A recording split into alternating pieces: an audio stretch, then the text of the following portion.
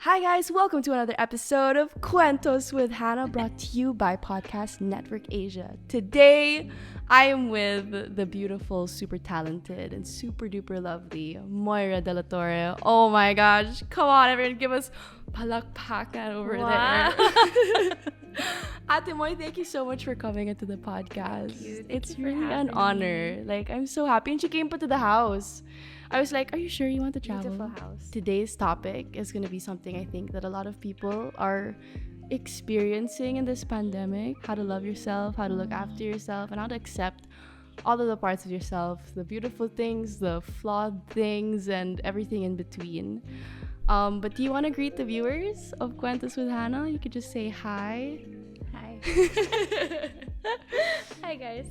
We're gonna open up little by little. It's just going to be like a slow process. Yeah, no, that's so fine. Even Chloe was like that. I was like, Chloe, like, that's so funny. We were having a super long conversation before the podcast. I press record and she goes, Yo, hi. that's one of the things we have in common. I know. But it's fine. I mean, not everybody is like me, you know? It's just like, It's just a great thing to follow suit of. yeah, Is that right? I don't know. I don't know. Maybe. I mean, she should know. She's the writer. You have the. I'm Not going the to great, trust. I'll trust you on that. I will trust you on that. But actually, what I was telling Atumoy is like, beforehand, like before this, we actually didn't meet each other a lot of times. Like, but I feel like I already know you. Never felt like a that. lot. Yeah. It never felt like that. Diba? Like I felt like I kind of watched you grow up in a sense. Yeah. I feel like I was always there and you were always in my life. Exactly. But then, let's just pretend I was. yeah. Yeah, we've known each other ever since childhood. Yeah. Just pretend. Okay, so for those who don't know you, Adamoy, what are the things that you are busy with nowadays? You know, what's taking up most of your time? Well, I'm really learning how to be a wife. Yes. How to be a homemaker, Oh my God. a pet mom, and I am working on my next album. Just my content, really taking care of it. Because for me, I'm like, before I'm a performer or a singer, I'm first a songwriter and a storyteller. So it really matters to me what message I convey Yes. and everything that I put out. So for me, it really requires a lot of strategy, a lot of like behind the scenes moments, because I want to make sure that it's not just, for entertainment, but Yeah. to bring across Expression. Yeah. to express that message of gratitude, to express that message of hope that I want people, my listeners, to hear. And so now we're in that season again where before the album comes out, we're still, slowly lining up everything that we're about to share with everybody. So, Wow, that is so nice. The planning process is so like, it looks underwhelming, it feels underwhelming, but it makes the highs so much Yeah. higher, and right? it's so exciting also. It's the stories that back up what you say on stage. Yes. But without the deep foundation, you won't be able to say anything Yeah. of substance the moment you get on stage. That's so true. And that's so important because when I signed with my record label, I told them I'd appreciate it if I write all my songs because I'd really have a hard time, like you said, performing something that I don't really believe in. And you can tell You can tell. But there are artists that do it so well, Oh, yeah. are made to do it. Parang it's like acting, Yeah. Okay, this is a character, this is a role I'm gonna play, Yeah. diba? Like, it's really well done. But as for me, I have a hard time doing that because I'm not an actress. Same. So I'd rather it has a hugot like close Yeah. to my Yeah. heart, diba? I mean, we know that from Ate Mo. Even if we don't have a hugot close to our heart, when we listen to that song that she makes, parang meron ka ng ganyan eh. She's like, here, let me just give you a little. Oh my gosh. But yeah, talking about your songs and just like opening up, I think like even if you don't like say a word, like you can hear it in your voice, the vulnerability that's coming out of your songs, and like it's so genuine, which is also like another reason why I was like, okay, like I would love to do a podcast with you because I mean it's hard to be so vulnerable like to the rest of the world with like what you're going through, and I feel like our passions are the vehicle that we're like, okay, maybe I'm not comfortable this way or I'm not comfortable this way, but yeah, through my songwriting, my storytelling, I'll let you know a lot of things. Yeah. Right? It's like, I won't specify, but oh my gosh. I won't there- specify who broke my heart. But I'm gonna put it in the song. Especially when you're like, and they'll listen to it and they'll be like, oh, that's not me. So yeah, talking about vulnerability, right? We are going to have our Cuento request listened to at the moment. So it's about, yes, loving yourself and looking after yourself. And I think those themes are very much seen in the songs that you make, especially in your last album. So let's listen to today's Cuento request. Okay. Hi Hannah, I'm Ed from the Philippines. Today can we make cuento about loving yourself and appreciating yourself more? Because despite having all the good qualities that we have, personally we all know our flaws, we all know our bad sides, and all those bad sides makes us feel less of ourselves and makes us feel like that is who we are, and and makes us not love ourselves to the level of how much we should love ourselves. And in line with that, can we also make cuento about improving ourselves, self development, and being the better versions of ourselves? Thank you so much to Ed for sending in that question. I felt like this question was so like applicable to my life, and I think to yours as well. Like you've been so vocal about what you're going through, you know, with your PCOS. And me, I only ever started talking about like my eczema, for example, like my skin asthma, but I've gone through it ever since I was 4 years old. I had it. Oh my god. But I never ever talked about it. And I think it came from the idea that if I don't talk about it, it's not real, you know. Yeah. But when I started talking about it and I started realizing other people were going through it as well, I learned how to like even love the weird parts. Yeah, like maybe you can share with us like what sparked like the realization for you that like, oh my gosh, I have to look after myself now, or I have to take better care of myself. Honestly, like what we were talking about before we started, Yeah. it never really occurred to us that we weren't taking care of ourselves the way we should have been. And it didn't really sink in with me that I had to take care of myself until I started waking up to my husband.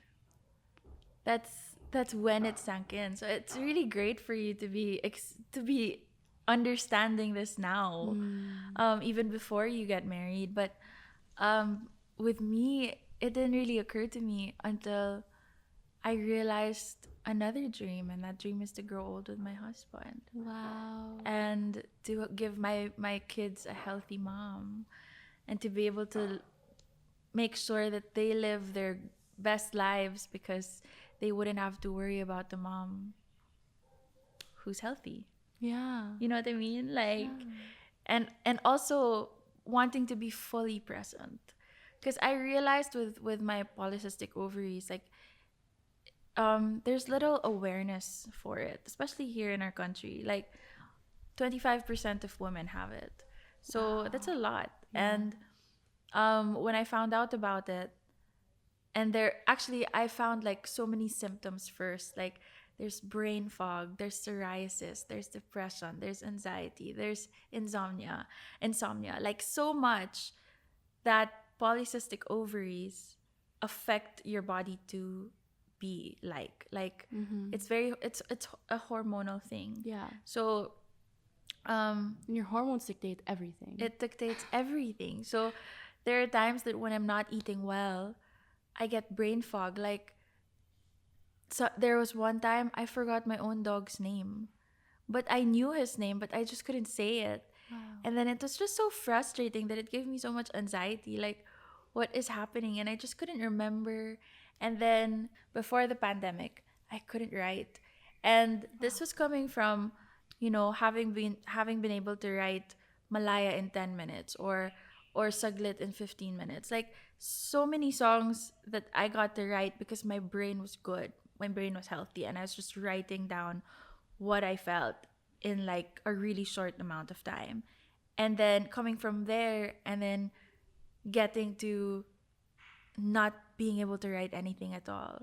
And that really affected me because that was my outlet. Songwriting has always been my outlet. So to not be able to write that way meant so much storage and so much baggage that I couldn't release. Yeah. And so I started seeing my doctor. I said something was not good, and this was right before my wedding. And I found out I had polycystic ovaries. And so ever since, I've been trying to like change my diet, finding what's good for me, what's not. Because also you get online, you get information overload, and you just don't know what to believe. You don't know what to believe. Which one is right? It's and scary. Then now lang I'm starting to see that if you have polycystic ovaries, it's still not, there's still not much research for it.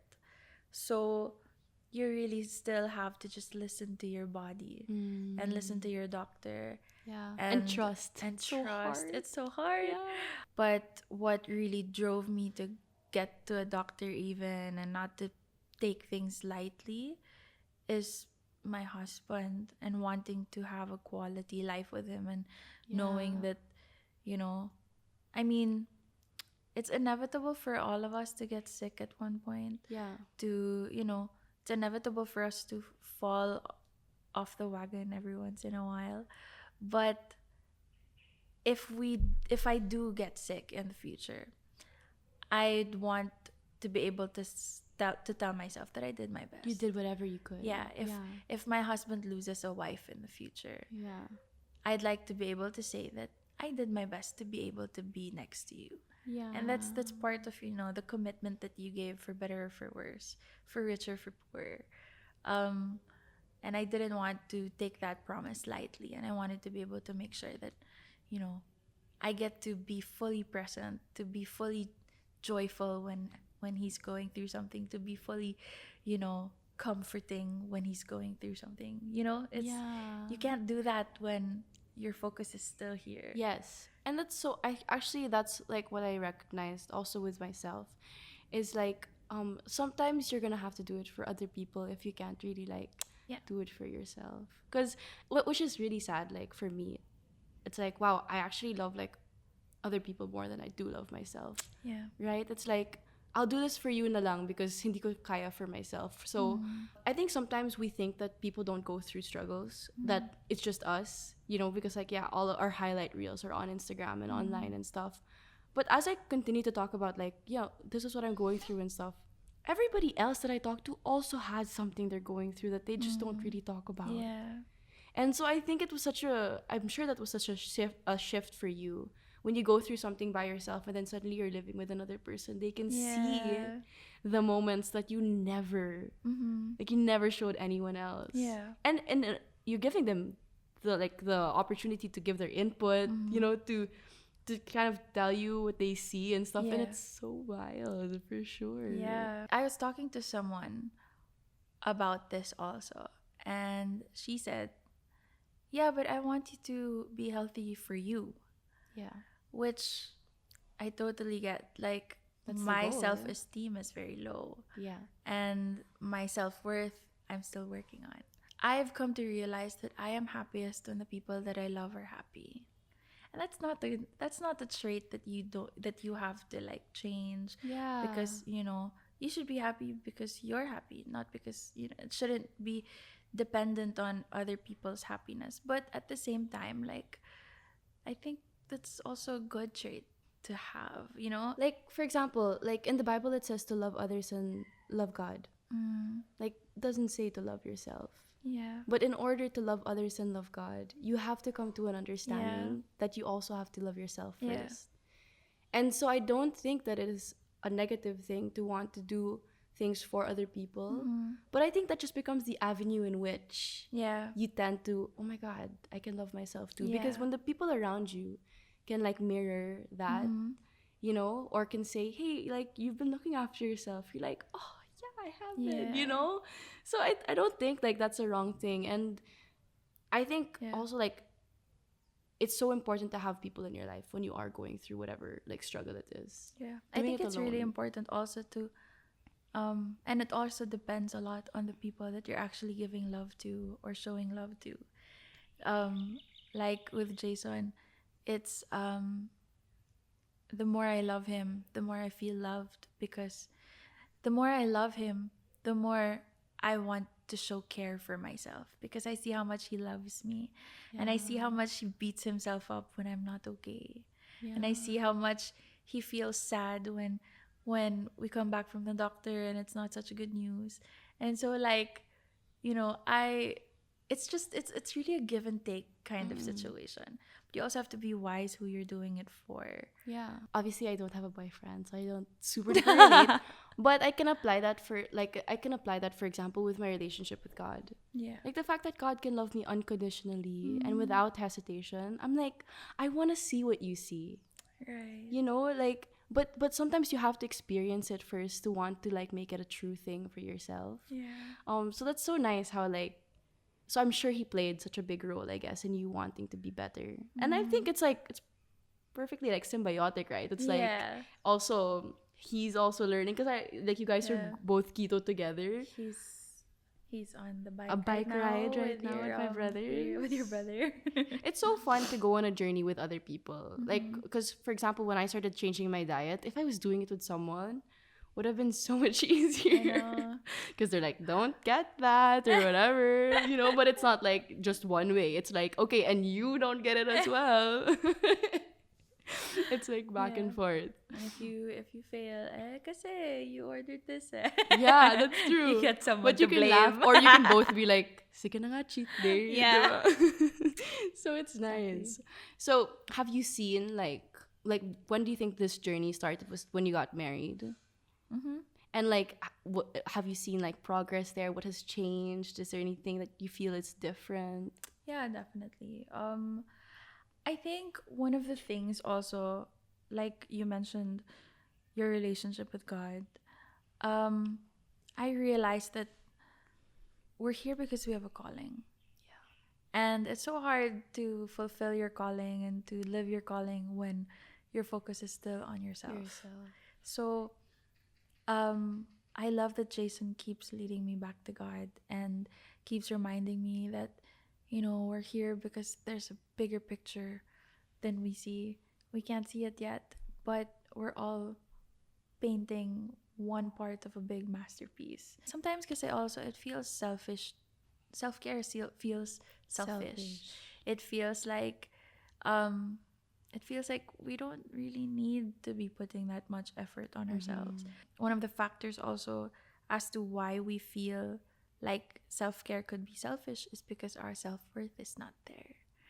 You put attention on what you value. Yes. And sometimes we don't value ourselves enough to give us the attention that we need. That's so true. And so that's something that I've been learning recently in the last few years, while I deal with my PCOS, while I deal with my depression and my anxiety and my psoriasis. It's just, there's so much. Yeah. And sometimes it's almost nakakahiya to share it. Because like, dami naman problema niyan. Yeah. But at the same time, we've been on the other end of the spectrum where we know exactly what it feels like to have to go through all of this and not have anyone to relate with. Yeah. Or not have anyone so to true. to journey with. Like you said, it's so much easier to go through a diet when you're doing it with somebody. And it's the same thing with going through depression and beating depression because somebody else beat it, because somebody else was guided by God through it. Yeah. But if you don't share it, who knows? And me, I share it because there could be another Moira trying to figure things out on her own in the dark and needs my validation. Yeah. Yeah. Yeah. And yeah. Yeah. The call is important. The call is very important. The purpose. Because like God gave us talents and gifts and another day to wake up. And so I think I have a responsibility with what I've been given. Yeah. And if God has given me these dreams and this big calling, who am I to think that I can do it without sleep? Yes. Who do I think I am to be able to do it without like proper nutrition and like a body that's healthy? Yeah. Because if God says, Hannah, I want you to do this, and I'm like, sorry, I'm physically incapable. Right. I never want to, I never want Yeah. to be unable to do something that God asks me to do because I didn't take care of Yeah. myself. So, yes, it can feel like selfish. I think there is a balance, Mm-hmm. because as you mentioned, sometimes you can be too inward focused that you can't even look elsewhere, Yeah. which is that's a real place, and I found myself in that place a lot. When you get into that self-help spiral, you think you can figure it all out. You think, oh, I know the exact equation to get to the place where I want to be and stuff. Yeah. But I've realized that it's a mixture of both, like, yes, trusting people, Mm-hmm. like doctors, but also doing the work, Mm-hmm. and at the same time knowing what the purpose is behind Yeah. it. Because if you're just doing it for the sake of it, like, Yeah. I don't think you'd be able to Yeah. get to the end, the finish Yeah. line. There has to be like a purpose. And for me, it's really to be like a good and faithful servant of the Right. things that God has given me. And it's super hard because when you ask God for healing, for me, because I have my eczema, right? I ask God for healing. My understanding of healing is very different from his. Right. Na parang in my head, which is what I realized a few months ago, is my idea of healing is not having to wear like things that cover my scars, or my idea yeah. of healing is being 100% confident with my body, or yeah, parang that was my idea of healing. But God's idea of healing for me, which I'm still learning and discovering, is to cleanse my mind of the negativity, the bad body image that I had. Yeah. Like to step backwards, to learn how to trust people who, like are like doctors and stuff. I'm so like, I researched that I know what to do. So, but God's really like, you have to trust that I know better than you. Yeah. And it's really hard Yeah. to be like, sige na nga. It's so And also, Hannah, hard. that place where you're in, where you're still learning how to like embrace that kind of healing, that definition of healing, puts you in such a great place for people to see that you're not too far up for them to be Yeah. able to catch up. Yeah. Like that place that you're talking about, I'm very familiar with that place. I'm still in that place in a lot of areas in my life.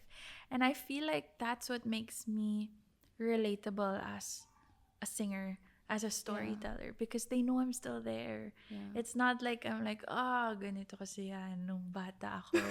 It's not like that. Like, it's not like a No. past memory. It's like Yeah, it's an occurring occurring. thing. It's like an occurring thing that, hey, she's going through eczema.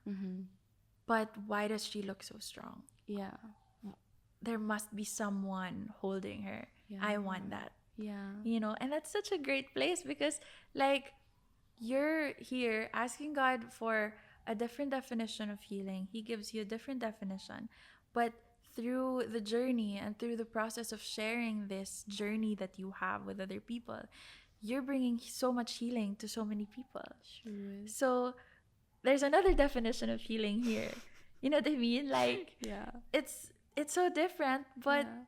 it's all part of that bigger, grander picture. Yes, which we'll probably never see. Yeah. Until we're in heaven looking Yeah. down. Gets. That's Yan why. pala. Yan pala. But sometimes it's annoying. There have been times where I'm like, actually, I've never told this in my podcast or my channel, but I also was diagnosed with depression last week. Yeah. But it's like real. Yeah. Like, it was so, like, I didn't get it when people would talk about it before. I was like, why can't you just get out of it? Like, just do something that makes you happy. Yeah. But it's like, it's not like that because it's not circumstantial. Sometimes it's just random. Diba? And it was like, I was talking to my mentor about it, and like, she's so good at making things seem okay. Yeah. She goes, I'm glad you're going through something like this. I was like, why? Why are you glad? She goes, because now you're reachable. Maybe you'll find a husband now. Oh gosh. Because they don't know. Because you're not perfect. Because you're flawed. Because you're human. Yeah. And you're talking about it. And you're sharing it. And it's like, I hate how I have to go through this just to figure that out. But it's like, yeah, it's like what doesn't kill you really makes you stronger. Yeah. And it's like, I'm not gonna let this thing be the end of me. Right. It's like I know I am so certain that like the bigger the mountain, like the bigger the wall, the bigger the hindrance, like means the bigger the calling. And like the bigger the dream that God has for me at the end of it. So it's like it better be one hell of a dream, because it's like what you said, sometimes you have to say, maybe right now, I have to go through this on behalf of somebody else, for you to see. What if this was like, for example, like the story of Job? You guys can look it up in the Bible or something. He had no reason to go through the worst time of his life. Yeah. There was no reason. Yeah. But maybe his story was for us to read the Bible and to say, okay, maybe there doesn't have to be a reason, but God is still sovereign. Yeah. And everything is for good, even if I can't see it. Like, that was the role of Job. And he had to go through all of those super sad stuff. Oh, thanks for sharing that with me and everyone. That's such a brave thing, Han. And I know that depression is such a confusing thing. It's like a very dark and uncomfortable hole. You don't even want it. You don't want someone to tell you that you have it. It's like Yeah. a scary word. It's such a scary word. label. Yeah, but it's nothing God can't heal. And one of my turning points, actually I've never shared this either. This was around this was 2019, before my concert in Araneta. I did not feel qualified to be able to do a concert in Araneta at all. Did not feel qualified. Did not know how that was gonna happen, how that was gonna turn out. And then I was reading my journal just to be able to maybe if I can find stories here from the past that I could tell people about in my concert, just for spiels. Yeah. And then there's this, I came across the entry from where I wrote Malaya. I wrote Malaya December 28, 2015. And the day before I wrote Malaya, I tried to take my own life. And it was just not a good place to be. And it was very dark for me. And I know that a lot of people go through depression differently. They go through anxiety differently. Our triggers are all different. But one thing that I do know is that a lot of the people who take their own lives or try to take their own lives have one thing in common, and it's to make everything stop. Because you're just tired, you can't function. It's that. And I was trying to, and then the next day I tried to write my New Year's resolutions, because I'm like, I'm still alive, I'm still here. Yeah.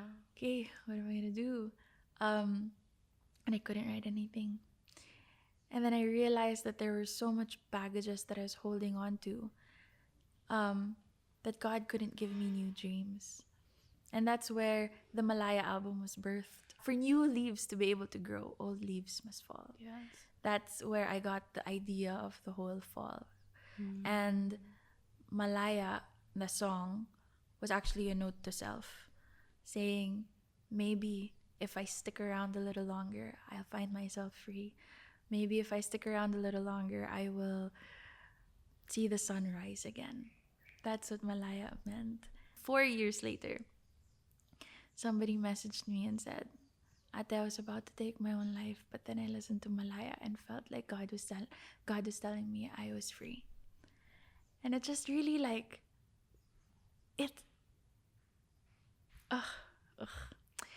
it gave me so much hope, and at the same time that strength to keep going, because what I had written in a place where I tried to take my own life saved somebody from taking their own life. Yeah. Maybe it was all for them. Yeah. So imagine, depression is such a pangit na siya na word. It's not such a great word to hear. But also, I feel like at this point, while we wait for healing, because I believe healing is on its way, Oh, 100%. but while we wait for healing, we can choose to see depression as a place where we can find more empathy, a place where we can find more compassion, a place where we can find the stories to tell to people so that they can start hoping again. So this doesn't have to be a bad place. Yeah. You know, it could be a scary place, but it doesn't have to be a bad place. It could actually be a source of like new stories for you. You know? Exactly. And I think the weight of certain words, like the weight of that word, you know, like was like, parang it just felt like a weight. I don't even know how to explain it, but it was like, whoa. I was like, where did that come from? Like me? Like, everyone knows me. That's not me, you know? But I mean, exactly what Ed said, you know, sometimes we allow these labels to define who we are, to be the definition of who we are. And a lot of the times we allow like our illnesses or like our conditions to be the determinant of who we are, but it's so not. Yeah. It's so separate. And that's really what I'm trying to continue to believe. This is not what makes me me. Yeah. You know, this is an add-on, just a passing experience to the person that Hannah is. It's not Hannah, you know, but it can feel so close to just being, wow, like the past me is gone. You know, like the one who was happy or the one who was like joyful and stuff. And I'm just like, no, but exactly what you said, like healing is on the way. Yeah. And God allows us to go through these seasons because, like, you know, the lows make the highs so much better, right? It's like, it's only gonna mean that there is an even better, like, uphill coming. And whatever that is for you and I, gosh, can you imagine? We talk again in the next 2 years and we're like, remember? So imagine we're driving through EDSA.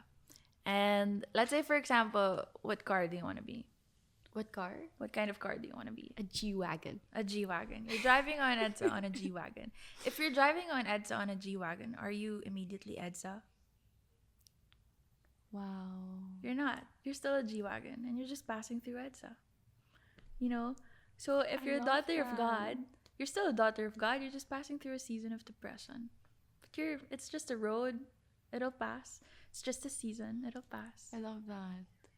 That's so encouraging. I love that. Ang haba lang ng EDSA eh.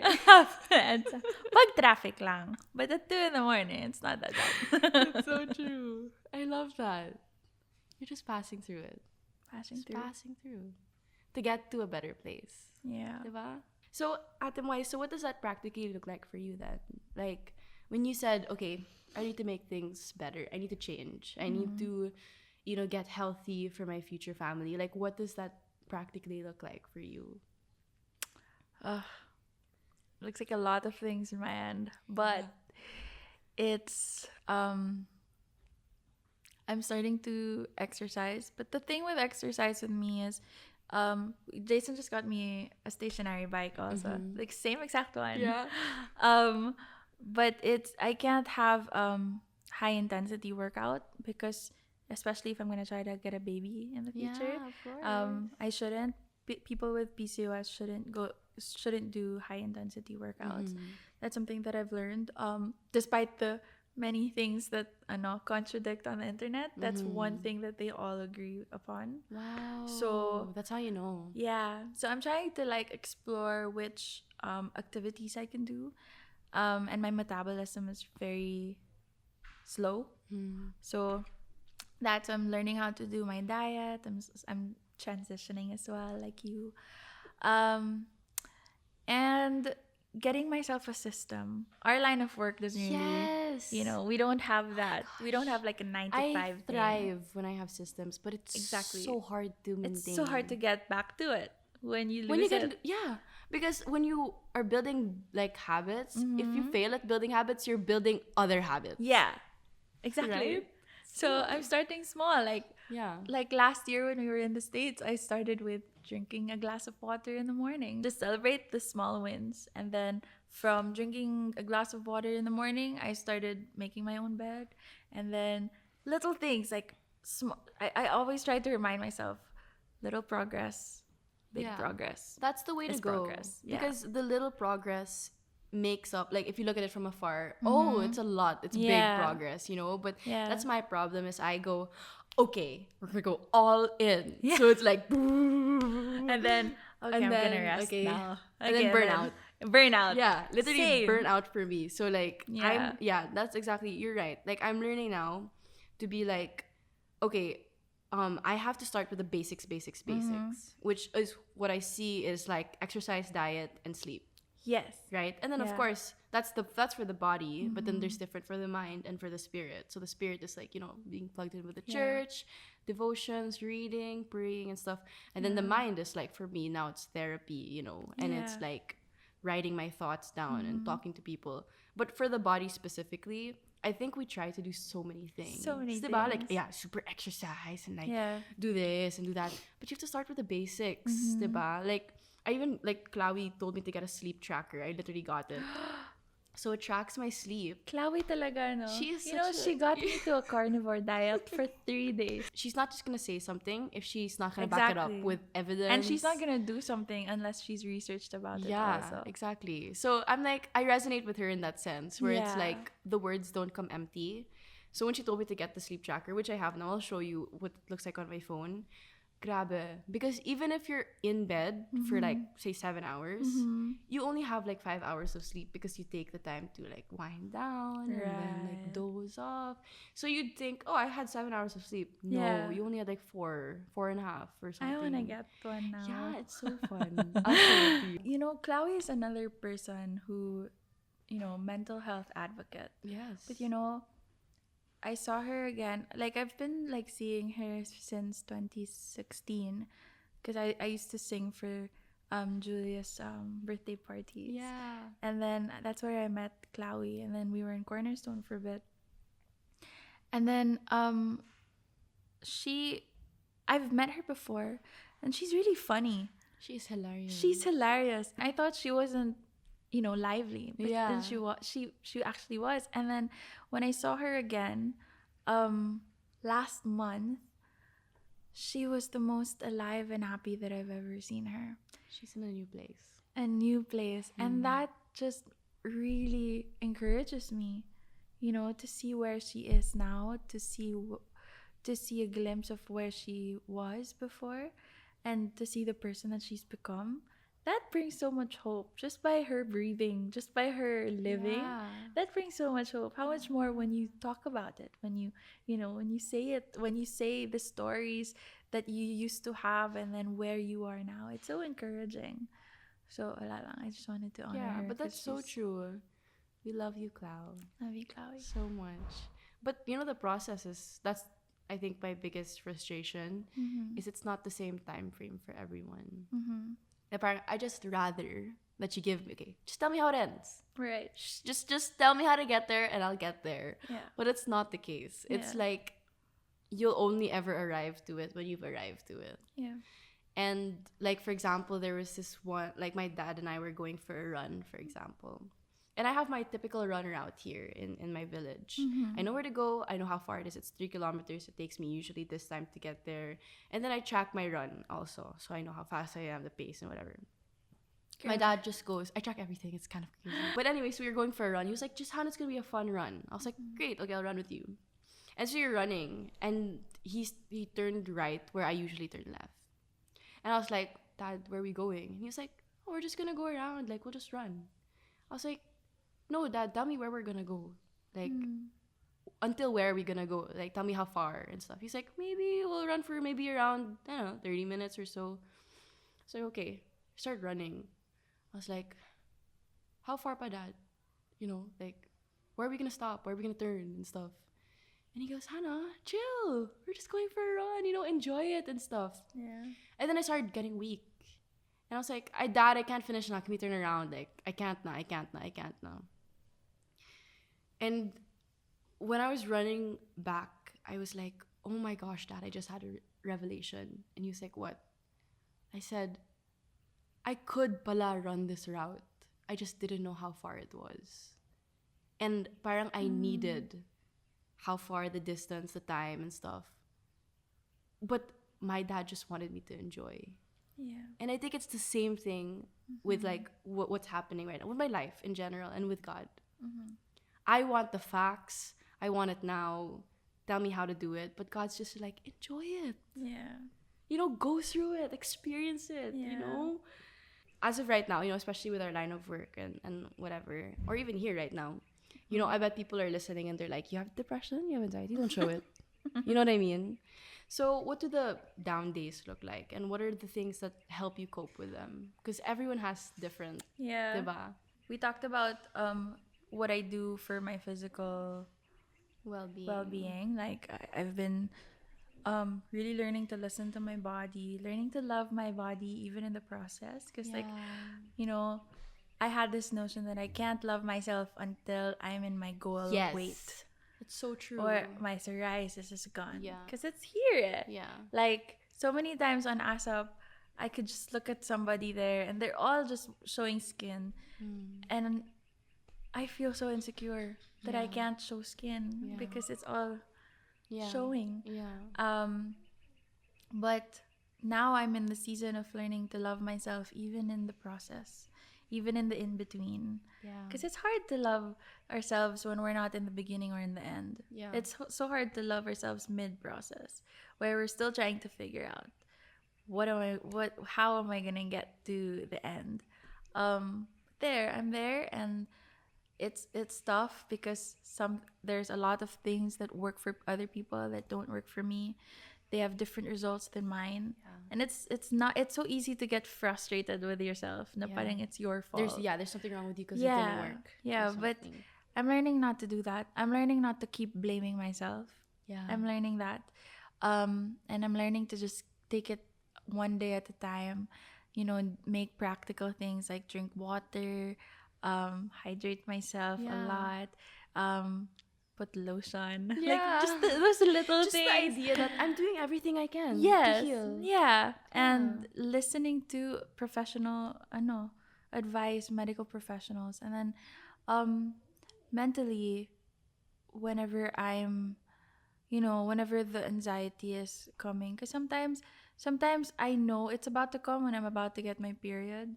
Or Oh my gosh, my PMS is horrible. yeah, same. Super bad. Same. So I usually give Jason a heads up in case I get to fight him, and then he'll That's be gracious good to me. heads up. You know, Yeah. I've learned also to be like, family. Just letting all you know it's happening, because my mom and my sister and I are synced.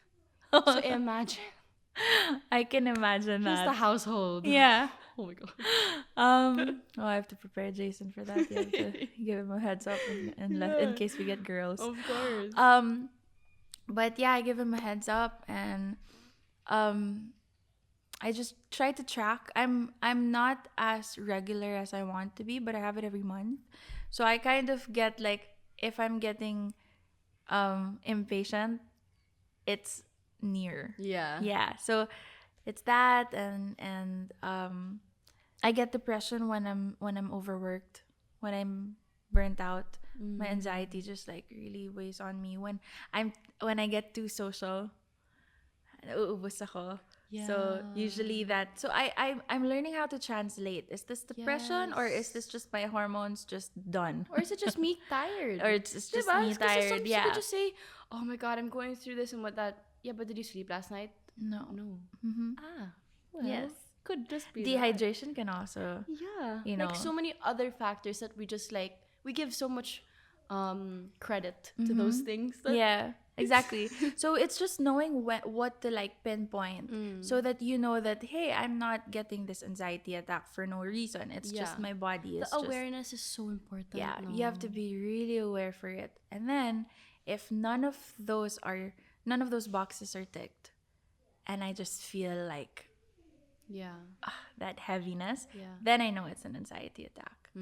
So I have to tick off, a bunch of stuff first. And then usually when I have my anxiety attack, I've been going to my neuroscientist, and she's my therapy. Yeah. She's a lot like a psychiatrist, but with her, I love her so much because she names what I'm actually going through. It's so nice She- to have evidence. Yes, evidence. And have you seen a neuroscientist? No. You should see But her. you know Dr. Caroline Leaf? No. No way. No. She is amazing. She's a neuroscientist. Mm-hmm. She has books about, but she's Christian. I love So the way that she talks about it is, yes, depression is real. Yes, there's a chemical imbalance, but Yeah. My You're a child neuroscientist of is God. Christian. yeah, it's a different she's my neighbor. dynamic. It's a Yeah. different dynamic. So that's Super. how I've experienced that kind of side before, but Yeah. never face Yeah. to face. I love her so much. She would teach me how to, like, okay, if you're reacting a 9 but the problem is a 2, then count to 3. Because usually our logic comes after the feeling. the feeling. So you have to count and then breathe. And then she taught me also how to be more practical with my husband. Like, I love Jason because he asked me this before when I was opening up to him. And he was like, babe, wait, I just need to ask, do you need me to listen or do you need me to give you a solution? So it's not like I'm just, because there are times that I want you to give me the solution, but in days that I don't need you to Just give need me a the hug. solution and I just need you to hug me, but you give me a solution, then you're gonna make me feel like I'm someone you have to fix. Yes. And that's not something that you want Communication, to feel. no. Yeah, communication. So those are the things that I do when I have a mental breakdown. I call my neuroscientist, I talk to my husband, or I work on my bullet journal. yeah. Oh my god. I clean my room when I'm I stressed. clean my room. My house is very clean after a depressive mode. I It's a real clean my thing. friends' cabinets, or or I watch K-drama. Yeah. Sometimes it's just And you have to give yourself those days sometimes. You know, today Yeah. I can't do anything and I'll choose not to. And it's fine. yeah. Actually, that's the next question I wanted to ask. And you kind of mentioned it there. Sorry, did I answer your question? What was the question? I I forgot. don't know now. yet. It's okay. I don't really mind. But Oh no, you asked me what it looks like. Yeah, I you shared answered it. Yeah. And how to deal with it. You did. Mhm. Yeah. You're better than you give yourself credit for. But oh yeah, actually with my next question, yes, exactly. Like with our line of work, you know, we're so busy.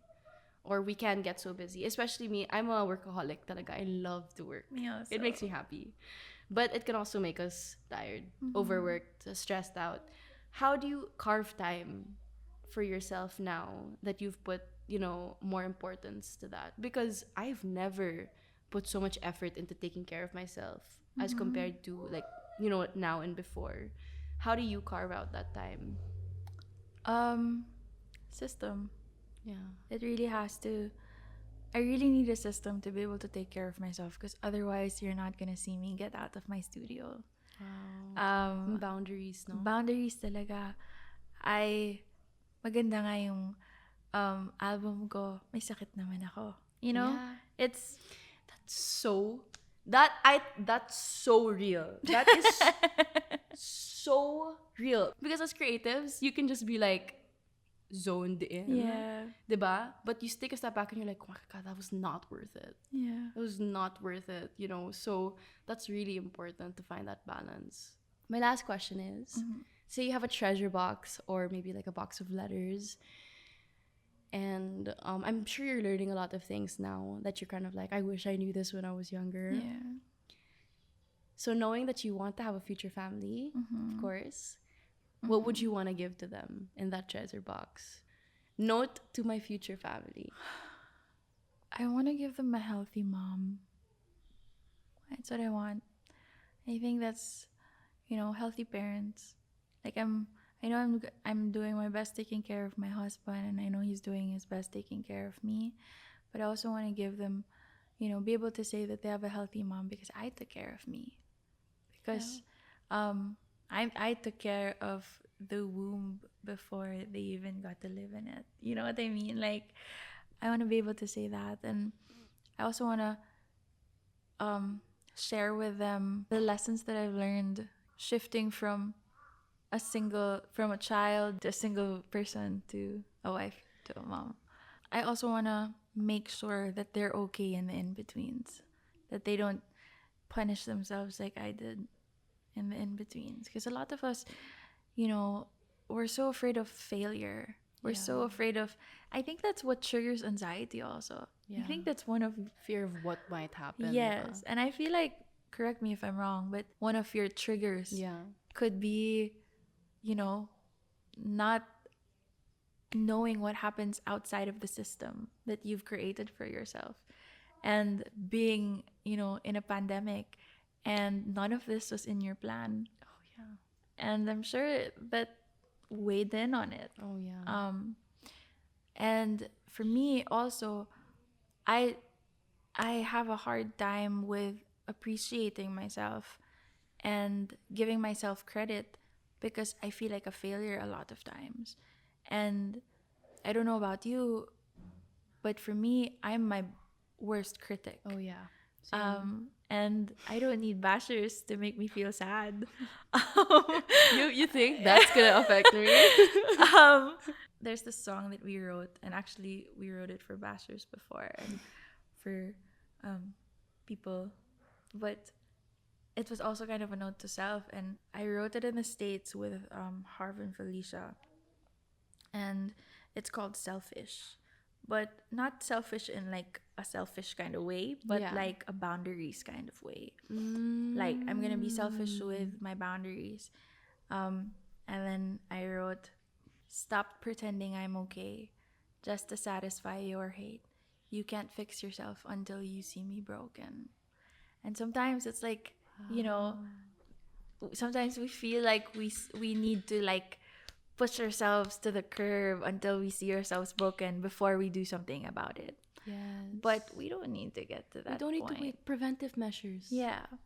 But that's how I kind of deal with myself when I feel like I failed, when I feel like, that's why I feel like my relationship with myself wasn't really good, because that's how I dealt with it. But my friend Jessie, she wrote in her one of her devotionals. Do you know her?